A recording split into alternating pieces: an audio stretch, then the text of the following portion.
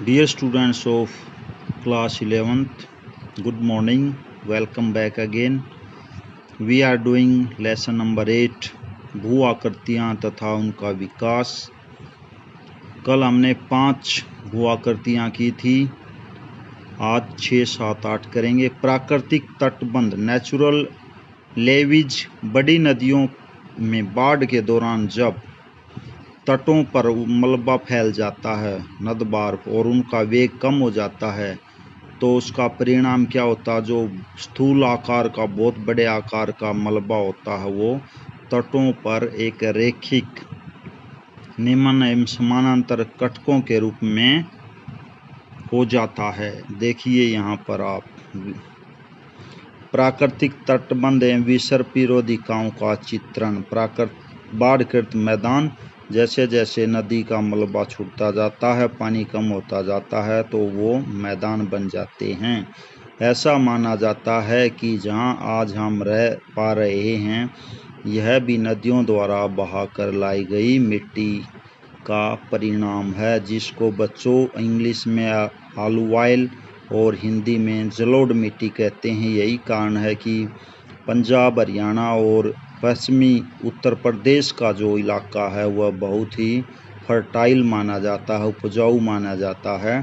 तो कालांतर में कभी ऐसा रहा होगा कि नदियों ने अपना रास्ता बदल लिया और उनके नदबार यहाँ छूट गए और इस तरह से ये इलाका समतल मैदान का हो गया और आज हम अपने आजीविका कमा पा रहे हैं। सुनने और देखने में बच्चों यह बड़ा ही अजीब लगा होगा जो मैंने आपको बोला, लेकिन दैट इज़ ट्रू, बिल्कुल ही सच है।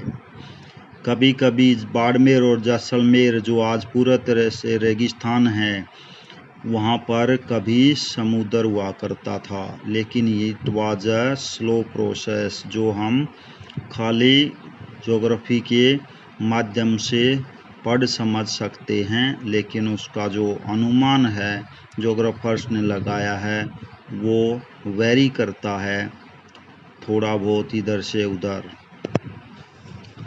तो जो जमा हो जाता है, वापस बैक टू और चैप्टर।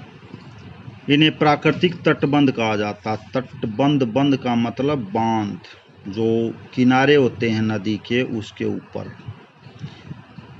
ये नदी के साथ ऊंचे और नदी से दूर मंद ढाल वाले होते हैं। नदी मार्ग के निकट तटबंधों पर निक्षेप, नदी से दूर बाढ़ के जल द्वारा बिछाए गए अवसादों की तुलना में मोटे आकार के, यानी दूर वाले पतले और नज़दीक वाले मोटे बंध होंगे। विसर्पी रोधिकाएं, मेंडर बार्स, इन्हें नदी रोधिकाएं, पॉइंट बार्स भी कहा जाता है। ये रोधिकाएं विशाल नदियों के विसर्पों के उत्तल ढालों, शिप ऑफ बैंक्स पर पाई जाती हैं। जल द्वारा लाए गए तलछटों के तट के साथ रैखिक निक्षेपण से बनती हैं। ये रोधिकाएं एक समान चौड़ाई की होती हैं और इनके अवसादों में भिन्न भिन्न आकार के पदार्थ पाए जाती हैं। यदि कंटकें एक से अधिक हों तो विसर्पी रोधिकाओं के बीच संकीर्ण, पतला व लंबे गर्त भी पाए जाते हैं। इन रोधिकाओं की संख्या जल के प्रवाह की मात्रा और अवसादों की आपूर्ति पर निर्भर करती है। डेल्टा किसी समुद्र या झील में गिरने से पहले नदी अपने आधार तल को प्राप्त कर चुकी होती है, बेस लेवल जिसको कहते हैं। उस समय उसकी शक्ति अत्यंत अक्षीण, कमज़ोर हो जाती है और जो वेग है जल का बिल्कुल मंद पड़ जाता है। तो नदी अपना बचा हुआ समस्त नदबार अपने मुहाने पर छोड़ देती है।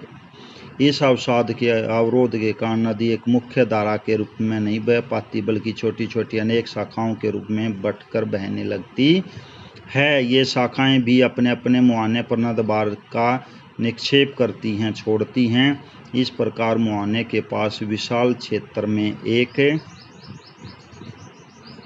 त्रिभुजाकार स्थलाकृति का निर्माण होता है, जिसे डेल्टा कहते हैं। देखिए इस तरह से ये मुख्य नदी थी, लेकिन अवसाद छोड़ने से ये अपनी अलग अलग धाराओं में बहने लगी और जिससे यहाँ पर जो ये अवसाद है समुद्र से पहले, ये एक डेल्टा का निर्माण करते हैं।